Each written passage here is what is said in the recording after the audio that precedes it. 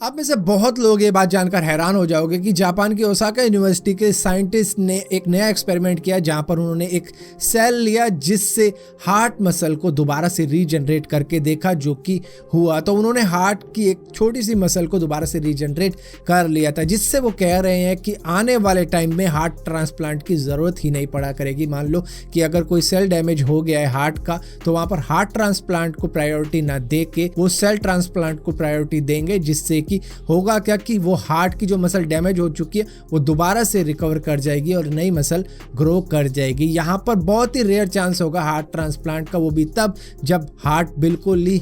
Blood pump करना छोड़ रहा है, तो तब ही जाके हार्ट को ट्रांसप्लांट किया जाया करेगा, वैसे बिल्कुल भी जरूरत नहीं पड़ा करेगी। फिलहाल के लिए दोस्तों इसी तरीके की और अपडेट के लिए बने रहो। मेरा नाम है भारत शर्मा, आप देख रहे हो देखो इसको। आशा करता हूँ आज का दिन आपको बहुत अच्छा बीत रहा होगा।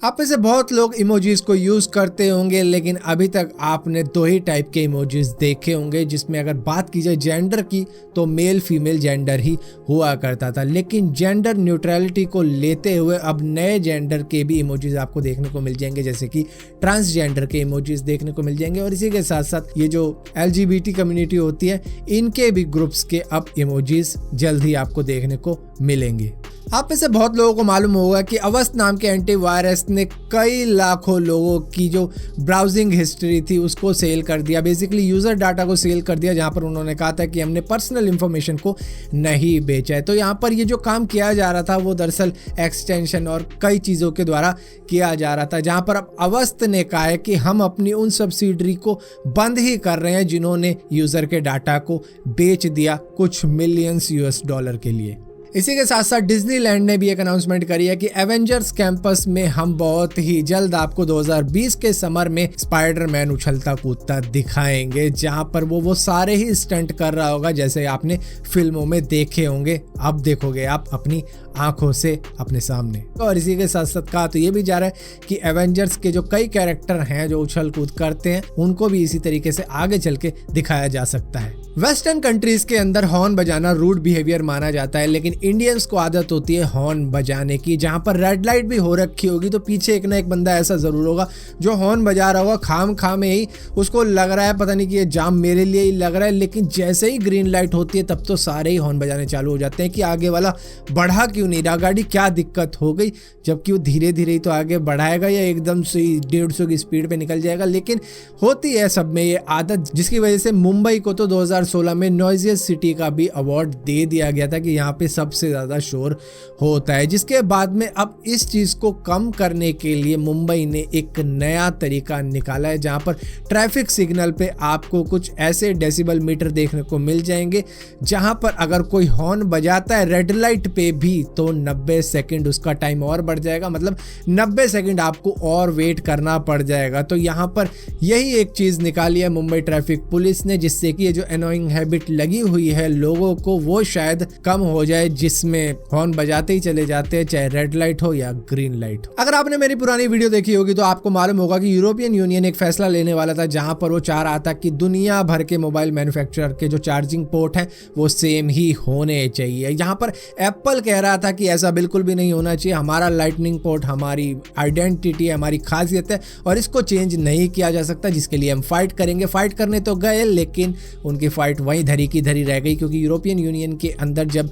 वोटिंग चल रही थी तो यहाँ पर 582 वोट डले कि भैया ये रेजोल्यूशन पास होना चाहिए और 40 डले कि ये नहीं होना चाहिए। तो यहाँ पर यूरोपियन यूनियन ने रेजोल्यूशन पास कर दिया करीबन 582 वोटों के आधार पर, और इसी के साथ साथ एप्पल की ये फाइट यहीं खत्म हो जाती है, जिसके बाद में जुलाई 2020 से ये लागू हो जाएगा कि दुनिया भर के मैन्युफैक्चरर जो भी मोबाइल बनाएंगे उनके चार्जिंग पोर्ट टाइप C के होने चाहिए और सभी के सेम चार्जर भी होने चाहिए। और यहाँ पर यह भी कहा गया कि वायरलेस चार्जिंग एक्चुअली में हमारी फ्यूचर टेक्नोलॉजी होनी चाहिए। आइडिया यही था कि वायरलेस लाया जाए, लेकिन ऐसा अभी नहीं हो सकता, लेकिन आगे चल के ज़रूर होगा। और आपको बता दूं कि एप्पल तो खैर काम ही ऐसे आईफोन के ऊपर कर रहा है जहां पर वो पोर्टलेस आईफोन बनाए, क्योंकि वो सभी से अलग दिखना चाहता है, तो वो तो यही काम करेगा बहुत जल्द। सो फिलहाल के लिए बात सारी ये है कि जुलाई 2020 से जो भी मोबाइल फोन नए बनेंगे उनके चार्जिंग पोर्ट टाइप सी होंगे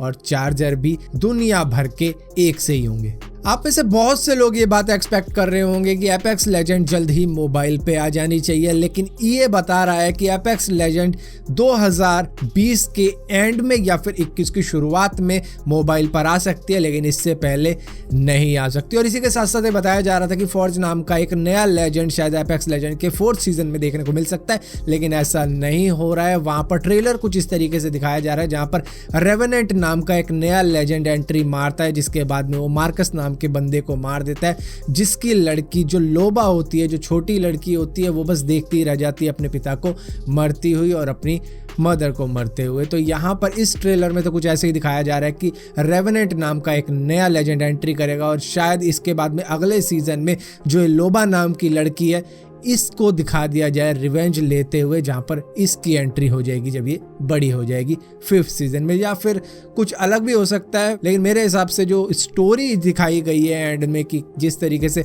लोबा देखती है रेवेनेंट को जाते हुए, शायद वो बदला ले अगले सीजन में। एक नई रिसर्च में ये कहा जा रहा है कि करीबन 75,800 लोग वुहान सिटी के अंदर इन्फेक्टेड हो सकते हैं कोरोना वायरस से, और इसी को लेकर ऑस्ट्रेलिया ने कदम उठाया कि चाइना से जो भी आ रहा है उसको वो अपने देश में आने ही नहीं देगा, बस वो ऑस्ट्रेलियन होना चाहिए। अगर वो ऑस्ट्रेलियन है तो उन्हें अंदर आने देंगे, अगर वो चाइनीज़ है या फिर कोई भी सिटीजन है बाहर का, वो चाइना से ऑस्ट्रेलिया आ रहा है तो उसको बिल्कुल भी आने नहीं दिया जाएगा। कुछ ऐसे कदम ऑस्ट्रेलिया ने उठा लिए हैं अब इस बीमारी को और ज़्यादा ना बढ़ने के लिए। सो फिलहाल के लिए दोस्तों इस वीडियो के अंदर इतना ही था। अगर वीडियो आपको पसंद आती हो तो इस वीडियो को लाइक जरूर करना, शेयर जरूर करना, और इसी तरीके की और भी वीडियो देखने के लिए इस चैनल को सब्सक्राइब जरूर करना, और सब्सक्राइब किया है तो बेल का आइकॉन जरूर दबाना, वरना आपको मालूम भी नहीं चलेगा मैंने कोई वीडियो